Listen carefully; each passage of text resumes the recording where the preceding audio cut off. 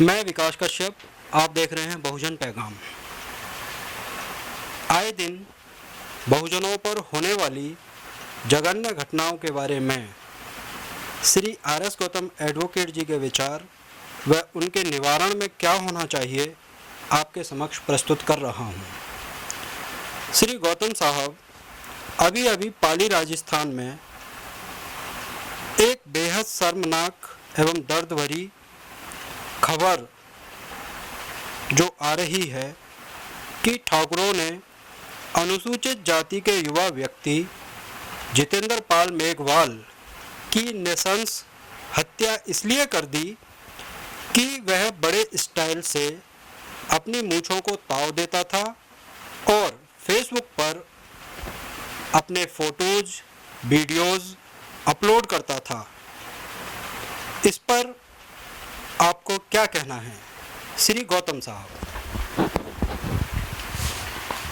Mister Kashyap, आपने एक ऐसा प्रश्न उठाया है जिसका जवाब देना ही नहीं बल्कि उस पर कार्रवाई होना भी नितांत आवश्यक है।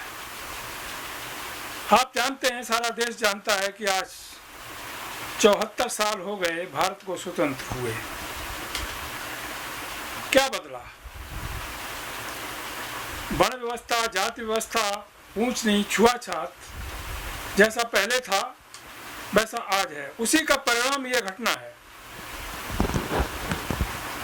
हर व्यक्ति का इस देश में एक संवैधानिक अधिकार है कि किस तरह से वो अपनी लाइफ को जिए, किस तरह की ड्रेस पहने, किस तरह से अपने लाइफ को व्यवहार में लाए। इस पर किसी को कोई आपत्ति नहीं होनी चाहिए, क्योंकि वो व्यक्ति जितेंद्र पाल मेघवाल अनुसूचित जाति का व्यक्ति था और जो इंफॉर्मेशन पूरे देश और दुनिया को हिला देने वाली आ रही है कि वहाँ के जो ठाकुर जाति के दबंग लोग थे वो इसको नहीं देख सके और उन्होंने उसकी नृशंस हत्या कर दी। और उसके बावजूद भी कोई अभी तक शायद गिरफ्तारियां नहीं हुई हैं। पूरे राजस्थान में ही नहीं, पूरे देश में इसकी निंदा हो रही है। इतनी शर्मनाक घटना है। वहां पर सरकार कांग्रेस की है। मैं पूछना चाहता हूं सोनिया गांधी से, प्रियंका गांधी से, राहुल गांधी से, क्या कर रहे? क्या आपको दिखाई नहीं देता? क्या आप गूंगे हैं, बहरे हैं? क्या राजनीति करना ही आपका उद्देश्य है? किसके लिए राजनीति करते हो? देश के लिए, देशवासियों के लिए, समता के व्यवहार को मानते हुए, समानता के व्यवहार को मानते हुए, अथवा जो अनुसूचित जाति के लोग हैं, अनुसूचित जनजाति के लोग हैं, ओबीसी के लोग हैं, माइनॉरिटी के हैं, उनकी कोई वैल्यू नहीं है। कभी कोई उनको मार दे, बेइज्जत कर दे, इनसे कोई आपका लेना देना नहीं। साथ साथ इसके अन्य राज्यों में और सेंटर में बीजेपी की सरकार है। किसी भी नेता का कोई स्टेटमेंट नहीं आया, किसी भी एमएलए एमपी का कोई स्टेटमेंट नहीं आया। जो अनुसूचित जाति के, जिनको बहुजन समाज के लोग कहते हैं, इसमें ओबीसी माइनॉरिटी के लोग भी आते हैं, उनकी बहुत सारी पार्टियां हैं, राजनीतिक दल हैं, बसपा है, सपा है, आरजेडी है और कई पार्टियां हैं। अभी पंजाब में चन्नी साहब मुख्यमंत्री थे, अब नहीं है, लेकिन लीडर तो हैं। आपने देखा किसी का स्टेटमेंट किसी भी प्रकार से इस संबंध में आया हो? कितनी शर्मनाक बात है। मैं पूछना चाहता हूं बसपा सुप्रीमो मायावती जी से, सपा सुप्रीमो अखिलेश से, आरजेडी लालू प्रसाद यादव, तेजस्वी यादव, अन्य बहुत सारे नेताओं से ये घटना हुई, इस पर आपने क्या किया? कोई एक्शन लिया? किसी तरह का कोई स्टेटमेंट जारी किया या वहां पर गए? कुछ नहीं। केवल एक व्यक्ति राइट में आया है, चंद्रशेखर रावण, उसका स्टेटमेंट आया है और उसने यहाँ तक कह दिया है कि 48 घंटे में यदि गिरफ्तारियां नहीं हुई तो मैं राजस्थान आ रहा हूँ। साथियों, जो व्यक्ति समाज के लिए डेडिकेटेड होता है, डेडिकेशन करने की क्षमता रखता है, उसको अन्य पार्टियों के लोग बदनाम कर देते हैं कि वो आरएसएस का बंदा है, आरएसएस बीजेपी उसको फंडिंग कर रही है। अरे ठीक है, मान लिया, मान लो फंडिंग कर रही है, लेकिन फिर भी वो इतना हौसला रखता है कि वहां पर यह बात कहने की जरूरत रखता है। आपके मुंह से तो दो शब्द नहीं निकलते। कितनी शर्मनाक बात है। आप किसके लिए राजनीति कर रही हैं या कर रहे हैं, ये सोचने की बात है। किसके लिए आखिर? कौन है बहुजन समाज? मान लो बहुजन समाज का कोई लीडर, कोई पार्टी सत्ता में आ जाती है और उसके मुद्दों को नहीं उठाती, उस पर जो बीत रही है आज पूरे देश में, उस पर कोई प्रश्न चिन्ह नहीं रखता, कोई आवाज नहीं उठती, कोई आंदोलन नहीं होता, किसी तरह की भूमिका अदा नहीं की जाती, तो ऐसी लीडरशिप को लीडरशिप कहना बेवकूफ़ी होगी। सारे देशवासियों से आग्रह कर रहा हूं कि जो लीगल तरीके से जो होगा वो मैं करूंगा, और हमारे जो पुलिस भाई हैं, पूरे देश के एडवोकेट्स हैं, उनसे भी कहूंगा कि ये जघन्य अपराध हुआ है, इसमें भागीदार बने और उसको न्याय दिलाएं, बहुजन समाज को न्याय दिलाएं। साथ साथ इसमें देश के हर बहुजन समाज के व्यक्ति से आग्रह करूंगा कि वो इस तरह की जहां भी जघन्य घटनाएं होती हैं, अभी आपने देखा मैनपुरी में एक यादव समाज का लड़का था, उसको बजरंग दल के सवर्ण लड़कों ने मार मार करके उसकी हत्या करने में कोई कसर नहीं छोड़ी। बाद में पता लगा कि इसी तरह से बच गया, सब तमाशगीर बने रहे। क्या स्टेटमेंट आया अखिलेश यादव का, क्या दूसरे का स्टेटमेंट आया? कहीं कुछ नहीं। तो राजनीति आप केवल राजनीति के लिए करते हो क्या? सत्ता पाने की राजनीति करते हो क्या? एमएलए, एमपी, निगम पार्षद बन जाने की राजनीति करते हो? अथवा समाज के लिए जो दबे पिछड़े लोग हैं उनके लिए उनके संवैधानिक अधिकारों की रक्षा की राजनीति करते हो?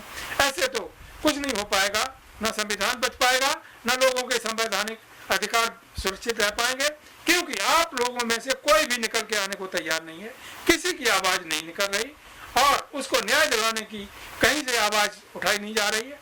मैं आपको विश्वास दिलाता हूं कि जितने लोग हमारे संपर्क में हैं और जो संगठन देश में चल रहे हैं, उनसे भी आवाज उठनी चाहिए।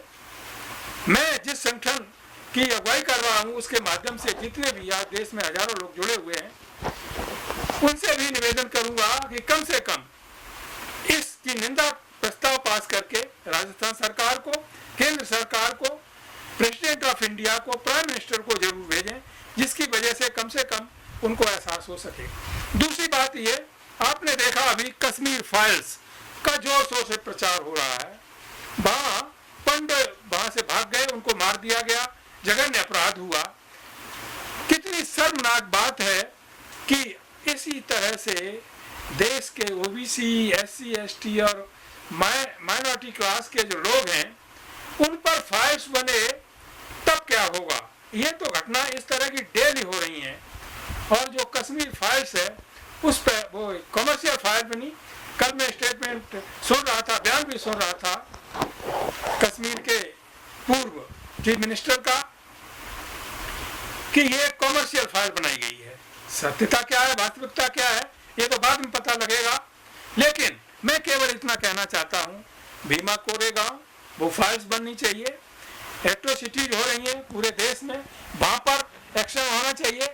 इसी संबंध में हमने एक पोस्टिंग डाली थी, एक वीडियो भी गया है, जिसके तहत हमने देश के लोगों को, मुख्य रूप से बहुजन समाज के लोगों से आग्रह किया था कि एक इस तरह का सीरियल जो केवल न्याय के लिए होगा, अन्याय के विरुद्ध होगा, बैटल फॉर जस्टिस शुरू किया जाना चाहिए। और कुछ लोगों के उस पर कमेंट्स भी आए, अच्छे कमेंट्स आए, लेकिन बाकी लोगों ने ध्यान दिया नहीं दिया। यदि बैटल फॉर जस्टिस हमने स्टार्ट कर दिया तो ये समझ लीजिए कश्मीर फाइल्स, कोई भी फाइल्स बने, सारी की सारी जीरो हो जाएंगी। क्योंकि जो एट्रोसिटीज देश के विभिन्न भागों में शोषितों पर, पीड़ितों पर, पिछड़ों पर, आदिवासियों पर, अल्पसंख्यकों पर हो रही हैं, उनको न तो जो सवर्ण मीडिया है, जिसे कहते हैं देश की मीडिया है, वो कभी दिखाएगी, न प्रिंट मीडिया दिखाएगी, वो केवल और केवल आपकी सोशल मीडिया ही दिखा सकती है। जो सोशल मीडिया पर काम कर रहे हैं बहुजन समाज के लोग, चाहे वो शंभू कुमार हो, नीरज पटेल हो, चाहे बहुजन पैगाम हो, चाहे कोई भी हो, इनके माध्यम से खबरें एक दूसरे को पास की जाती हैं। आप सब लोगों का भी दायित्व है, जिम्मेदारी आपको भी लेनी है कि जो सोशल मीडिया पर काम कर रहे हैं और इस तरह से खबरें आपस में पूरे देश में फैला रहे हैं, उसको प्रमोट करें और उसके प्रमोट करके सामने आए। क्योंकि आपकी किसी भी घटना को कोई भी नेशनल चैनल नहीं दिखाएगा, आज तक नहीं दिखाएगा, टीवी नहीं दिखाएगा, कोई भी नहीं दिखाएगा, आप पर कुछ भी होता रहे कोई भी नहीं दिखाएगा। उनको स्पष्ट इंस्ट्रक्शन है सरकार की तरफ से कि शोषितों पर, पीड़ितों पर, ओबीसी पर, माइनॉरिटी पर कितने जघन्य अत्याचार हो जाए, कुछ भी हो जाए, आपको ना तो जबान खोलनी है ना दिखाना है। इसलिए अब भी समझ लो, अब भी ये सुधर जाओ कि आपका जो मीडिया है मुख्य रूप से बहुजन मीडिया है, जो सोशल मीडिया के माध्यम से जो लोग लगे हुए हैं अपनी अपनी कैपेसिटी पर, उसे मजबूत करो। सबकी जिम्मेदारी है, एक युग का रिस्पॉन्सिबिलिटी है, सोशल रिस्पॉन्सिबिलिटी है। इसमें यदि आप लोगों ने सहयोग कर दिया तो आगे चल करके ये मीडिया पूरे देश में छा जाएगी और कोई भी खबर ऐसी नहीं रहेगी जो आपको पता ना हो। गौतम साहब, आपने अपने विचारों को हमारे दर्शकों के समक्ष रखा, उसके लिए आप धन्यवाद के पात्र हैं। और मेरा अपने सभी दर्शकों से निवेदन है कि आप हमारे इस चैनल को लाइक करें, शेयर करें, सब्सक्राइब करें, ताकि हमारा ये चैनल आगे भी इसी तरह बढ़ता रहे, चलता रहे। धन्यवाद।